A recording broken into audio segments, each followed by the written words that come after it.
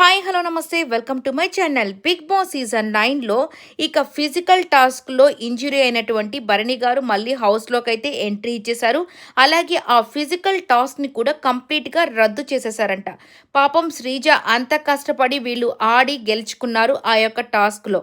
కానీ ఇప్పుడు అదైతే అసలుకి ఆ టాస్క్ని రద్దు చేసేసరికి ఆ పాయింట్ కూడా పోయింది శ్రీజాకి. ఈరోజు 3 టాస్కులు జరగబోతున్నాయంట. ఇక భరణి గారికి షోల్డర్ ప్రాబ్లం ఉండడం వల్ల ఈయన బదులు ఫస్ట్ టాస్క్ వచ్చేసి దివ్య ఆడుతుంది. సో దాంట్లో దివ్య గెలుస్తుంది. సెకండ్ టాస్క్లో శ్రీజాని ఆడుతుంది, శ్రీజ గెలుస్తుంది.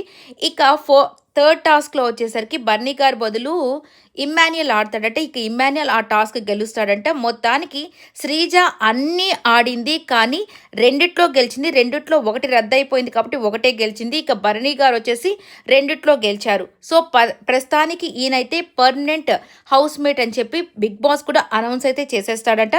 బట్ శ్రీజాని ఇంకా సస్పెన్స్లోనే ఉంది. ఓటింగ్ ప్రకారం నువ్వు ఉంటే ఉంటావమ్మా హౌస్లో, లేదంటే వెళ్ళిపోతావని చెప్పారట. మరి ఇది ఎలా జరుగుతుందంటే ఇప్పుడు ఓటింగ్లో కూడా భరణి గారే ఫస్ట్ ఉన్నారంట. శ్రీజాకైతే ఓటింగ్ లేదు అని చెప్తున్నారు. ఇది ఎలా సాధ్యం? ఓటింగ్ వల్ల అంటే ఓటింగ్ లేక వెళ్ళిపోయిన ఆయన భరణి గారు, కానీ ఇప్పుడు జనాలు ఓట్లేసి ఆయన్ని పెట్టాలనుకుంటున్నారంట. ఓటింగ్ బాగా ఉండి వైల్డ్ కార్డ్స్ వల్ల వెళ్ళిపోయింది శ్రీజ.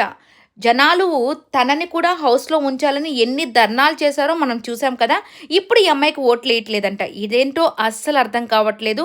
మరి మీకేమనిపిస్తుందో కమెంట్ అయితే చేయండి. మరి మొత్తానికి పర్మనెంట్ హౌస్మేట్గా భరణి గారు అయితే అయిపోయారు.